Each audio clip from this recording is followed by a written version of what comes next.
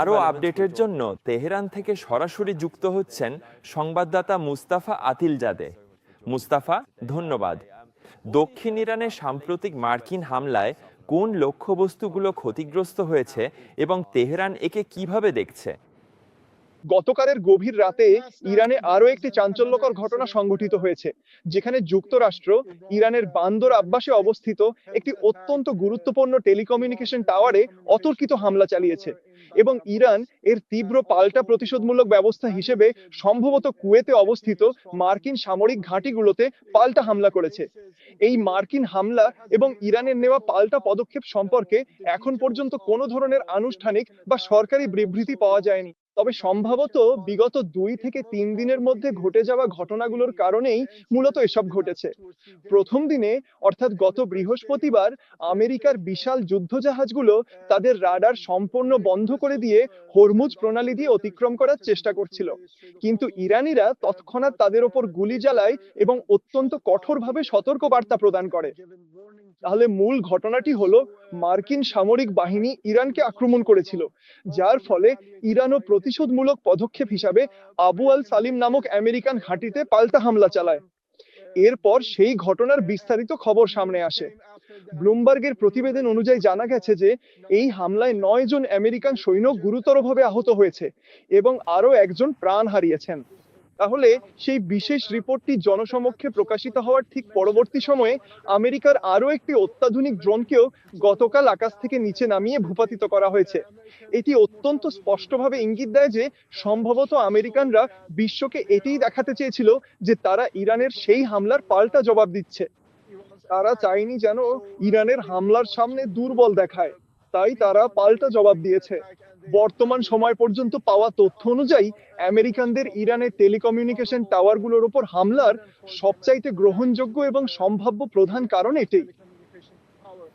Mostafa, Iran সামরিকভাবে জবাব দিয়েছে। ইরানি কর্তৃপক্ষ তাদের পাল্টা হামলা সম্পর্কে কি কি তথ্য দিয়েছে? তারা শুধু একটি সংক্ষিপ্ত খবর ছাড়া আর কিছু বলেনি। ওই ঘটনাটি নিয়ে খুব ছোট্ট একটি সংবাদ। আমার মনে হয় উভয় পক্ষই আসলে চায় না যেন তাদের মধ্যে সামরিক হামলা আরো বাড়ে। মাঝে মাঝে বেশ কিছু অনাকাঙ্ক্ষিত ঘটনা ঘটে এবং কখনো কখনো এতে মানুষের হতাহত হওয়ার মতো ঘটনাও ঘটে থাকে।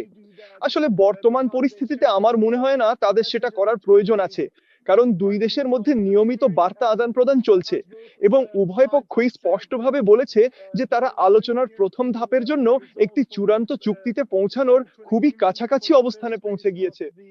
তাই আমার কাছে মনে হচ্ছে কূটনীতি বর্তমানে ভালোভাবেই চলছে এবং কিছু ছোটখাটো ঘটনার কারণে উভয় পক্ষই চায় না যে এই কূটনীতি ব্যাহত হোক বা নষ্ট হয়ে যায়।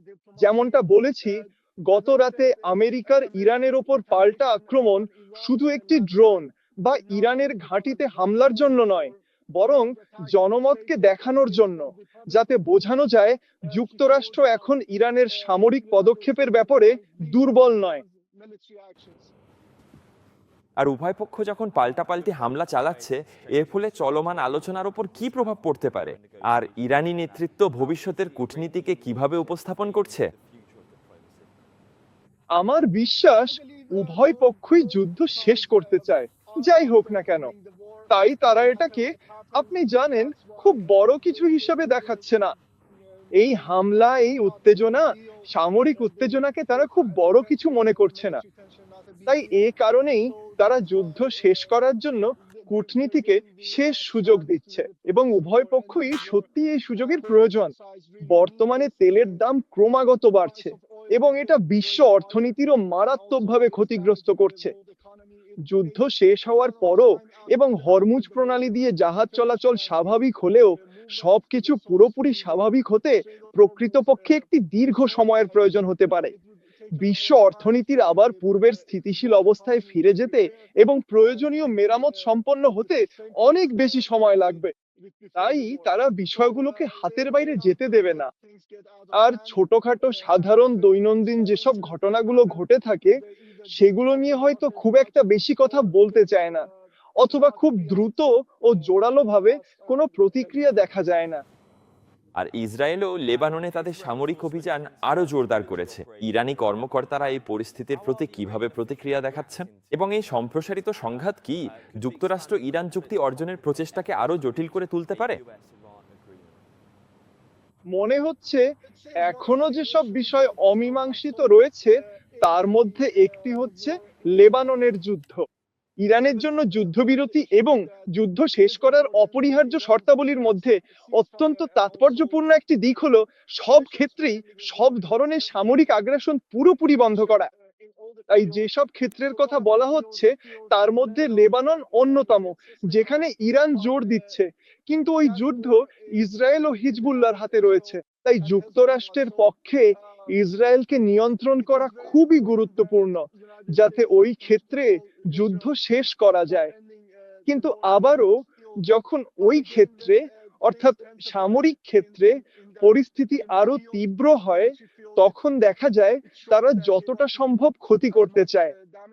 তো যখন যুদ্ধ ময়দানে শেষ হবে তখন তাদের কাছে যতটা অর্জন করার ছিল তারা ততটাই অর্জন করতে চায়।